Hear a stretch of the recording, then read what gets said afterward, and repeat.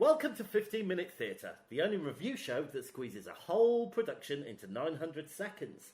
The date is the 29th of October 2019, and we've just been to see Death of a Salesman. Open the house.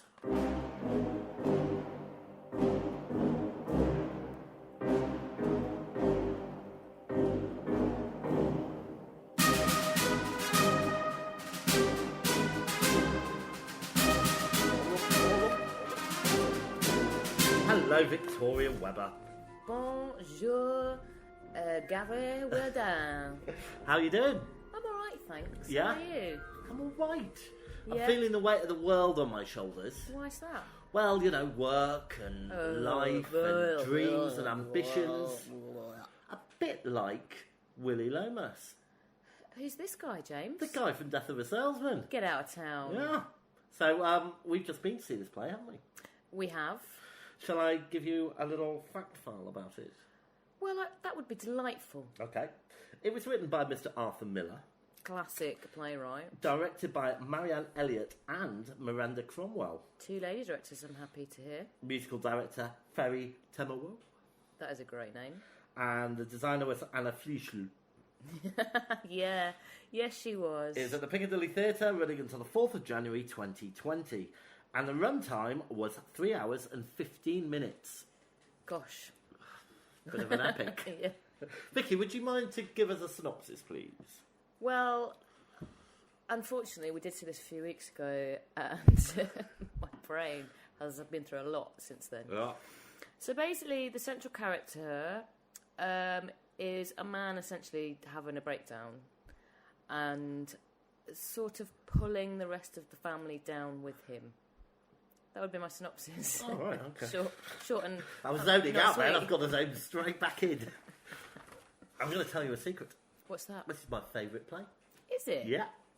Oh, isn't that nice? Yeah. I've seen it. This is the third time I've seen it. Really? Yeah.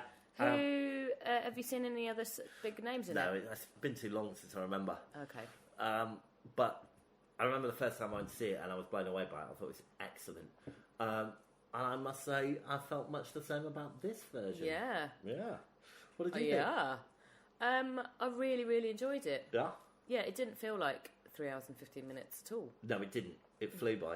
It really did. Yeah. Yeah. So, the premise is that Willie Lomas is a troubled man coming to the end of his career. All his dreams and ambitions have been kind of slowly deteriorated and destroyed over the years. And he's got a terrible relationship with his sons. Well, he was hoping, I think, that one of his sons would realise his own dreams and ambitions and feels very let down by him. And we saw that through some dabbing. There was some... Is it called dabbing? Yeah. There was some sort of slow-mo past flashback bits where they did some poses, dabbing. I can't remember the other ones now. Ah. I'm not sure that we're entirely making this very clear. Well, but I thought the flashback worked very well. Yes. Should we talk a little bit about the performances? Yes. Okay, so... Bring up the names, because we're yeah, terrible. I don't We're think terrible at names. Really bad at So names. standout performance, I think, for you, I'm going to speak on your behalf, was Sharon D. Clarke. Ah, Sharon D. Clarke from Doctor Who. Yeah, well, we saw her in something else, didn't we? We did. We saw her, I want to say, it was the Laundrette Mysteries. God, what was it called? Oh, We really I wish you hadn't brought that up. We really have terrible memories at the moment, don't we? But she was very good in that. She was very... And she was exceptional in this. Yeah, really good. I really like her. Yeah, I also thought the children, Biff and Happy, were excellent as well. Yes, very much. In fact, everybody was brilliant. But should we spend a little time talking about... Wendell Pierce? Yes. Yeah, so he was Bunk in The Wire. Mm-hmm. So people who are familiar with The Wire will be familiar with him. I only watched theatre and film. Okay, you don't. But yeah, he was great. He had very much sort of started off very big and got bigger. Yeah. There wasn't a lot of there was a lot of light and not much shade. Is that the right way? Yeah. So it was a very big performance, but I thought he was great. I'll tell you what didn't work for me. What was that? It was when he was like falling into insanity. Right. His mental health portrayal was a little bit cliche over the top for me. It kind of turned me off from his performance, to be honest. Because you know a lot about mental health issues, don't you? Well, Not I through beg your you, pardon. through your work. Well, yeah, maybe. Yeah. But it just didn't stick with me, and it kind of... That was my only real criticism. Oh, no, I really liked him. I thought he was great. Okay. What do you think about staging? I thought it was staged really well. It had a set that moved a bit. There was like a bedroom area, a kitchen area, and things sort of like the table and chairs came down from the ceiling when they were in the kitchen and then went back up. And then things sort of moved up and down so they could rearrange the set into like a bar bit. Uh-huh. I thought it was very clever. There was also an addition to this play, and that was music. Oh, there was some singing. There was some singing. Very good singing. Well, Sharon D. Clarke, we know, is an excellent singer. Excellent singer. And I was very happy she got to do some numbers. Yes, me too. Yeah. Wow. Okay, so lighting and special effects. Special effects, there weren't really any. Not really. I mean... there were like some lighting. There were some lighting sound changes, which works very well with the flashbacks. Yeah. Lighting was good. Yeah. Did it? Yeah. I don't really know what else to say about that. So I suppose the other thing we should really talk about is that it was a black cast. Yeah, it was an all black. No, it wasn't. There was one white guy in it who played his boss. But the main family were black, and obviously, well, not obviously, but when it was written, it was written, I think, for a white family. Yeah, but I think anyone could, I think it worked absolutely well. Could play that. Yeah, didn't change anything. They didn't have to make any kind of adjustments because it is a time-orientated piece. It's set in the 50s, isn't it? Yeah, I think it worked really well. Yeah, me too. I'm very happy with the cast. Great. All right.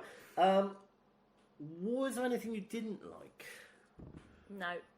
Nothing How about at you? all? Yeah, what did you like? Well, I've talked about what I didn't like, really. Yeah, you didn't like the mental health Yeah, stuff. not really. The rest of it I thought was very good. Yeah, I really enjoyed the whole entire piece. So part. Stand-up moment?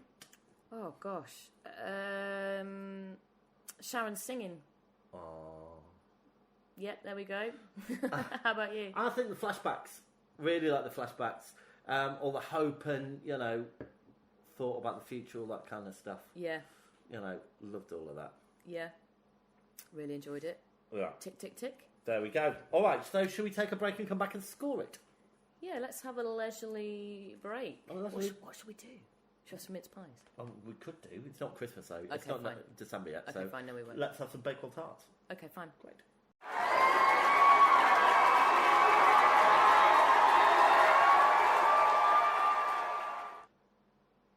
Okay, I realise we don't have any Bakewell tarts. No, but they look like Bakewell They tarts. do. But we're not having any anyway. They're for pudding. Yeah, great. Right, so audience antics. What were the audience like? Can't remember. Oh, they were fine. There's nothing wrong with the audience. Oh, of course, this is the theatre where the a section of the roof recently collapsed. Yes, I think 3 days after we went to see it or something. It was, yeah. So I'm very relieved we weren't there when that happened. I have a confession to make. What's that?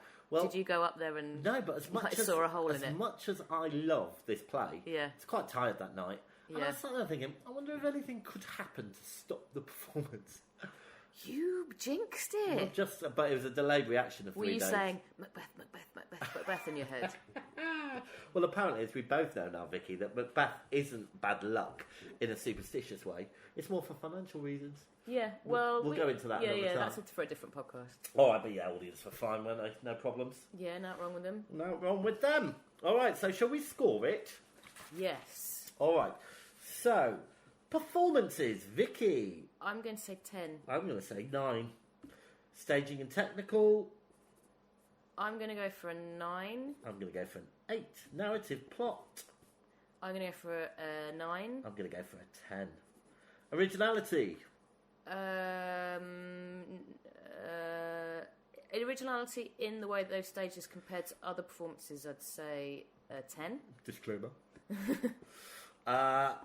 Costume. What did you go for? You didn't tell us. Oh, I'm sorry, 8. Okay. Costume. I'm going to go for a 8. An 8. I think you'll find. I'm also going to go for an 8. Great. And was it worth it? I'm going to say 10. Big fat 9 for me. Oh, okay. Okay, so while I tot up these scores, would you like to tell the listener what we're going to see next? I would tell our solo listener.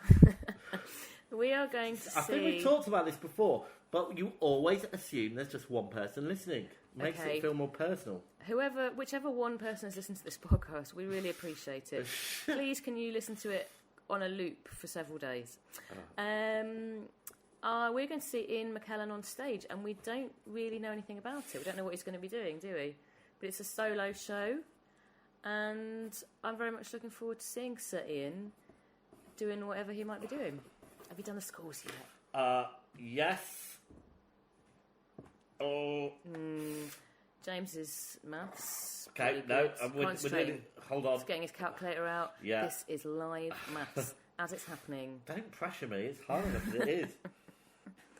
Right. Right, so... So James is going to give the secret to how he works out the scores away. You add them up. You divide them by some numbers. Right, hold on. 1, 2, 3, 4, 5, 6. Right, okay, hold on, I've got it. It's been a while since I've done it, you see. Okay, is that an excuse? Because you've done many of them. I'm not sure I can keep this chin wagging going. You've clearly added it up wrong, James. Do you want a hand? I think I might need to do it again. All right, so it gets 108. 108 divided by 2. You going to edit this bit out? Keep it in. 5.4. It can't get 5.4. Right. 108 divided by 6 equals... times by 5 equals... I forgot that bit. Okay. Divided by 2 equals... Right, it gets a star rating of 4.5. Took a while, but we got there. Which puts it at the same level as The Worst Witch and Cypress Avenue. Which were both very, very, very good. So I'm happy with that. Me too. I am exhausted by all that maths. Let's hope you never have to do it again. Oh, let's hope so. You will have to do it again. Oh, well, I'm pleased to say that the theatre's in ruins. In tatters. The curtain's down. The play's probably been cancelled due to a really dodgy theatre. And that was, and I do hope, and seriously now, that everybody who was injured in that catastrophe, in the accident, is all right. And I hope that the play's up and running and everyone's good and happy. And if you are unable to see it because of that, listen to our review. That's probably just as good. I feel like they've not closed it, but I don't know. But if you get a chance, go and watch it. Yeah. Anyway, good night. Good night.